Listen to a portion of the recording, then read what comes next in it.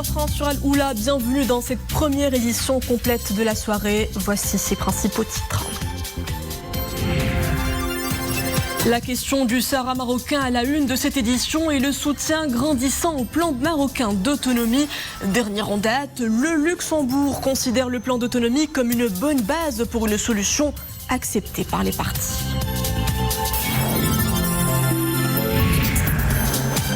Lutte antiterroriste, le BCIJ annonce aujourd'hui le démantèlement d'une cellule soupçonnée de lien avec la soi-disant organisation État islamique. 2 individus ont été interpellés ce matin, Nader et 9 autres à Melilla, lors d'une opération sécuritaire conjointe et simultanée avec les renseignements de la police nationale espagnole. Nous parlerons agriculture. Face au manque récurrent d'eau, les agriculteurs repensent entièrement leur modèle. Désormais, on fait la priorité absolue de la résistance au stress hydrique. Nous le verrons à Tinril, où les exploitations sont à la quête d'un rendement éco-responsable et surtout à des solutions d'irrigation à bon escient. De l'art également au menu de ce journal. Soyez prêts à embarquer dans un voyage dans le temps. On fera escale en Serbie, au cœur de l'Empire romain. À suivre l'histoire de ce que fut la capitale de l'actuelle Serbie.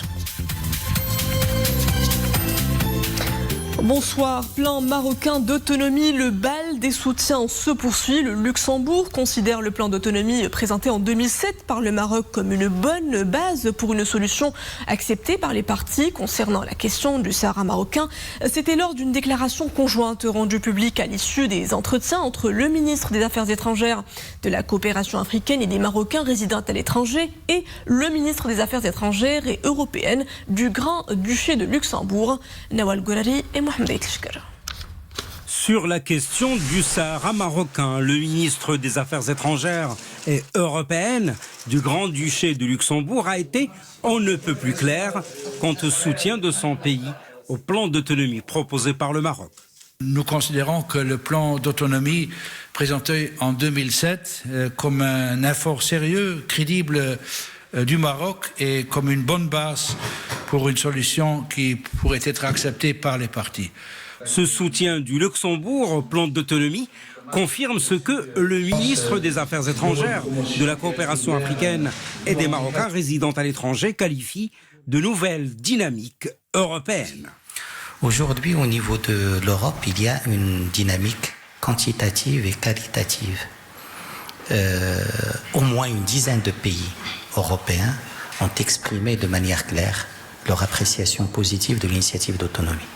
Je parle du Portugal, de l'Espagne, de la France, du Luxembourg, des Pays-Bas, de l'Allemagne, du Chypre, de la Roumanie, de la Hongrie et en dehors de l'Union européenne d'autres pays comme la Serbie. Dans une déclaration conjointe rendue publique à l'issue de leurs entretiens aujourd'hui à Rabat, les 2 ministres ont loué l'amitié et la grande estime qui existent entre les familles royales des 2 pays et se sont félicités de la visite prochaine au Maroc de son Altesse royale, le grand-duc héritier, et du ministre de l'économie du Luxembourg à la tête d'une délégation économique. Et à New York, la communauté des États latino-américains et des Caraïbes a réaffirmé son soutien ferme aux efforts du secrétaire général de l'ONU visant à parvenir à une solution politique à la question du Sahara marocain sur la base des résolutions du Conseil de sécurité adoptées depuis 2007. C'est ce qu'a souligné le représentant de l'Équateur à l'ONU dans une intervention devant la 4e commission de l'Assemblée générale de l'ONU au nom de la communauté des États latino-américains et des Caraïbes.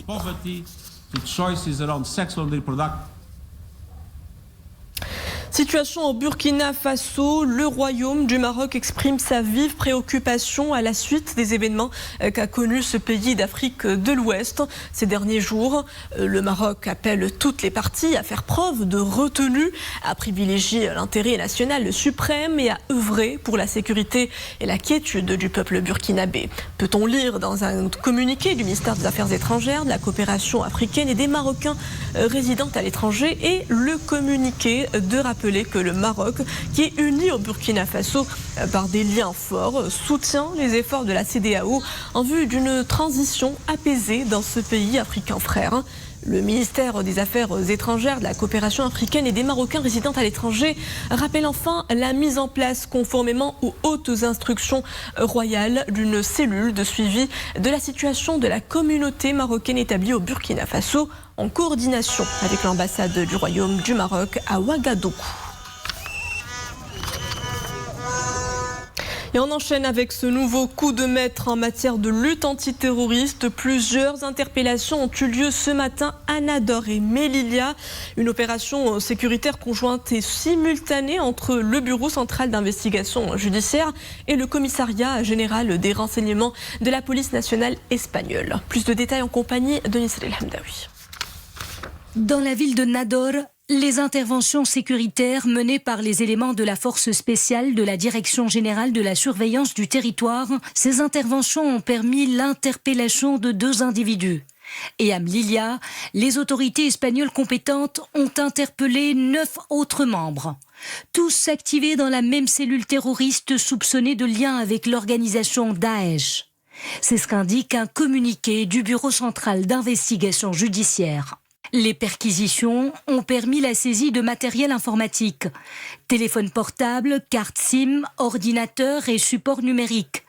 Le tout sera soumis à l'expertise numérique nécessaire. Cette opération sécuritaire, menée conjointement avec le commissariat général des renseignements de la police nationale espagnole dans le cadre de la coopération liant les 2 pays voisins dans ce domaine, ces opérations témoignent de la volonté commune de renforcer les mécanismes de lutte contre le terrorisme et l'extrémisme.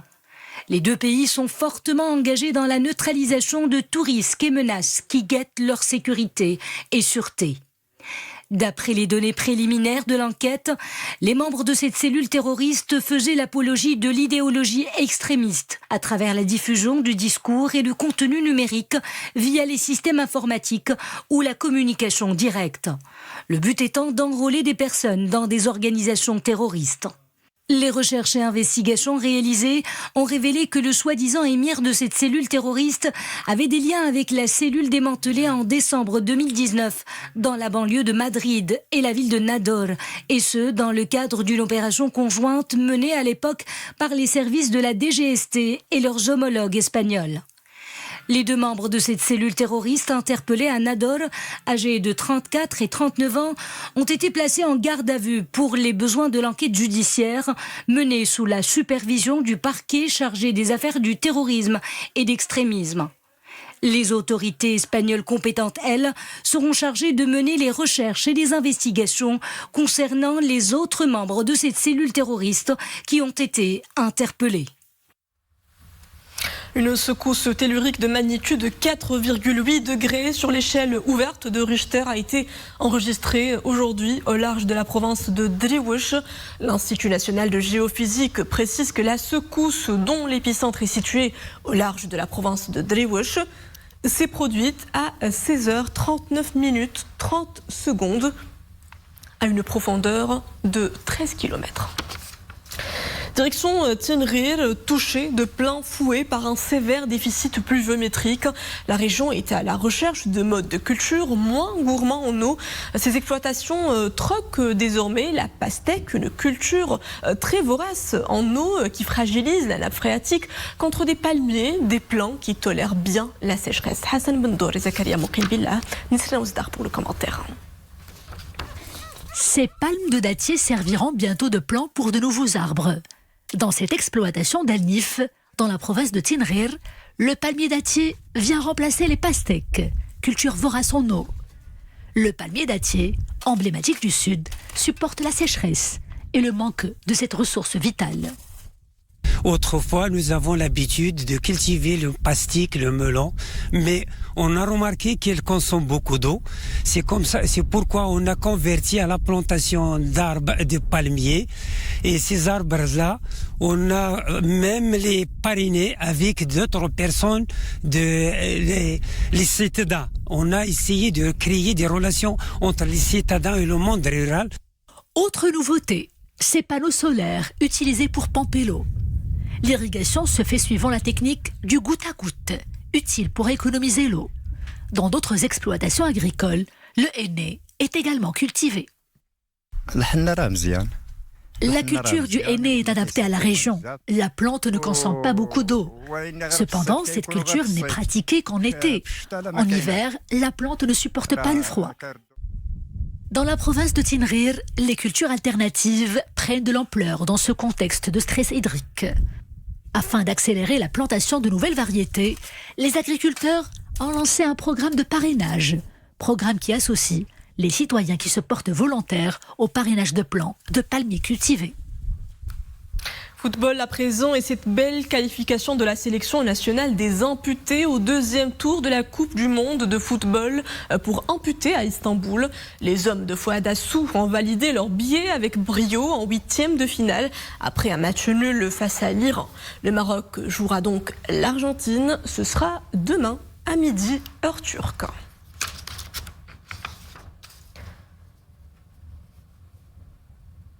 Ils ont eux aussi hissé très fort les couleurs nationales. Cette fois-ci, en Italie, les athlètes de l'équipe nationale de sauvetage sportif ont glané l'or et l'argent au championnat du monde de la discipline. Belle moisson pour nos sportifs avec, tenez-vous bien, 4 médailles d'or et 3 d'argent. Comme vous le voyez sur ces images, à l'arrivée à l'aéroport Mohamed V de Casablanca, la délégation marocaine est composée de 10 athlètes, dont 5 dames. Elle s'est illustrée parmi plus de 2000 meilleurs athlètes de cette discipline au niveau mondial. Âme sensible, s'abstenir. Nous allons embarquer au guidon d'un rallye moto. Des pilotes des 2 roues goûtent sur les circuits de Nador au plaisir de la conduite. Qui des 250 compétiteurs était le premier à franchir la ligne d'arrivée de cette épreuve extrême? Nous le saurons avec Boubkar Belgabret. La ville de Nador est loin d'être dépourvue d'attrait. Avec ses paysages saisissants, ses magnifiques plages, la ville et sa région invitent à la découverte. Une aventure menée par quelques 250 amoureux des 2 roues, partis pour un périple à travers les différents sites touristiques de la ville. C'est ma première participation à ce rallye. Nous avons eu beaucoup de plaisir à découvrir les différents sites touristiques de la région. Nous avons aimé les paysages, l'organisation du rallye était parfaite. La ville de Nador attire de nombreux visiteurs. Je m'y rends très souvent. Il y a beaucoup d'endroits à découvrir. J'invite tout le monde à venir ici, car le lieu est magnifique. Organisé par l'association des clubs de moto de Nador, les motards se sont élancés le long de la côte avant de faire le tour de la ville. De nationalités différentes, les participants ont ainsi pu partager de vrais moments de bonheur. Le but de la manifestation sportive était de faire découvrir notre belle région aux participants. Nous avons des sites montagneux magnifiques ainsi que de très belles plages. Le but de la manifestation sportive était de faire découvrir notre région aux participants à travers nos belles montagnes et nos très belles plages. Cette première édition du rallye moto international de Nador a été marquée par plusieurs activités culturelles. Rendez-vous est pris pour la 2e édition fixée pour le mois d'octobre 2023. Et c'était des images signées Rachid Letsabi. Allez, quittons le monde du sport pour un tout autre palmarès. La saison 2022 des prix Nobel se poursuit avec la physique. 3 chercheurs ont été couronnés pour leurs travaux en mécanique quantique. Le français Alain Aspect, l'américain John Clauser et l'autrichien Anton Zellinger. 3 pionniers des mécanismes révolutionnaires de la physique quantique. Le trio de septuagénaires est récompensé pour ses découvertes sur l'intrication quantique, un phénomène qui ouvre la voie à de nouvelles technologies informatiques et à des communications ultra sécurisées. Initiée par nos confrères du 360, la première édition du cycle de conférences Le Grand Témoin a été lancée avec comme invité d'honneur l'érudite et historien Bernard Lugan, natif de la ville de Meknès où il a effectué une grande partie de ses études. Cet expert de l'histoire africaine nous fait part de son regard. Maria Awad avec Saïd Al-Idrissi. Historien de renom, chroniqueur et spécialiste des questions panafricaines, Bernard Lugan et son regard aiguisé traitent des questions géopolitiques. Au cœur du débat, la crise Maroc-Algérie. Le Maroc, lui, s'étend de Tanger jusque loin vers le sud est totalement ouvert sur le monde atlantique et le monde des échanges, donc le monde du prochain millénaire, alors que l'Algérie, elle, par la géographie, est enfermée dans le monde méditerranéen. Une conférence axée sur la crise identitaire de l'Algérie et les défis de l'Afrique. Selon Bernard Lugan, d'un côté, il y a un État algérien jeune et de l'autre, un Maroc fondateur qui, déjà au XIIe siècle, sous le règne des Almohades, était maître de tout le Maghreb. La référence historique est importante pour comprendre les relations entre l'Algérie, le Maroc et les pays voisins. Les deux pays doivent partager une profondeur historique afin de trouver des solutions diplomatiques pour surmonter les problèmes qui existent entre eux. Sur la carte du monde et selon Bernard Lugan, le Maroc et ses frontières maritimes sont enviés.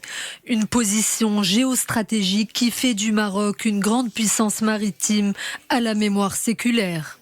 Comme le disait le roi Hassan II, le Maroc est un arbre dont les racines puisent au sud du Sahara et dont le feuillage bruisse au nord du détroit de Gibraltar. Donc la longue durée, la permanence et cette originalité. Auteur de plus de 30 ouvrages consacrés à l'Afrique, Bernard Lugan est également l'auteur d'une histoire du Maroc des origines à nos jours. Une conférence applaudie par un public d'érudits ayant à cœur la problématique de la crise maroco-algérienne. Rabat et la Serbie déterminés à renforcer leur coopération dans plusieurs domaines, notamment celui de la culture, des arts contemporains. L'année de la Serbie au Maroc est l'occasion idoine pour raffermir ces liens. Elle est notamment marquée par l'inauguration à Rabat de l'exposition La route des empereurs romains à travers la Serbie, Viminatium, découverte avec Adnan El-Harras, Amin Slawi et Nisrina Oustara. Des images d'archives, des cartographies, des maquettes historiques et des œuvres d'art. Comme un parfum des Balkans flotte aujourd'hui au musée de l'histoire et des civilisations de Rabat. Un voyage à travers le temps pour retracer la voie des Romains au cœur de la Serbie. Des œuvres fascinantes qui racontent ce que fut Viminatium. You have to know that Viminatium was the capital and Viminatium était la capitale de la Mésie supérieure, l'actuelle Serbie. Aujourd'hui, Viminatium figure parmi la liste des sites archéologiques d'importance exceptionnelle pour la République de Serbie. C'était un carrefour où plusieurs civilisations se sont succédées et surtout un lieu de rencontre entre les voyageurs de l'Est et de l'Ouest. What is so rare because there is only one such a town with a fortress in Europe. Serbs and Moroccans have a decades-long friendship and have. L'événement s'inscrit dans le cadre de la célébration du 65e anniversaire des relations diplomatiques entre le Maroc et la Serbie. Pendant la saison estivale, les Marocains ont eu l'occasion de voir une exposition qui montre que les liens entre les deux pays remontent loin dans le passé. Avant de faire escale au Maroc, l'exposition a fait le tour de plusieurs capitales européennes. Elle donne la possibilité aux Marocains de fêter une histoire peu connue et pourtant commune. Et montrer aussi cette histoire commune avec l'Europe. Les Européens ne doivent pas oublier que nous avons une histoire commune. Cette histoire a été ce pont qui a été mis par les Romains et l'Europe. Nous sommes un pays aussi qui plongeons nos racines dans l'Afrique et nos feuillages en Europe. La culture continue de jouer son rôle de soft power pour le renforcement des relations maroco-serbes. L'exposition voyagera ensuite à Tanger, au musée de la Casbah, espace d'art contemporain. Ce sera du 7 décembre prochain au 27 février 2023. Nous arrivons à la fin de cette édition. Merci à vous de l'avoir suivi. À 20h30, le retour de l'information avec le journal Al-Raïsia. Très belle soirée à tous sur Al-Oula.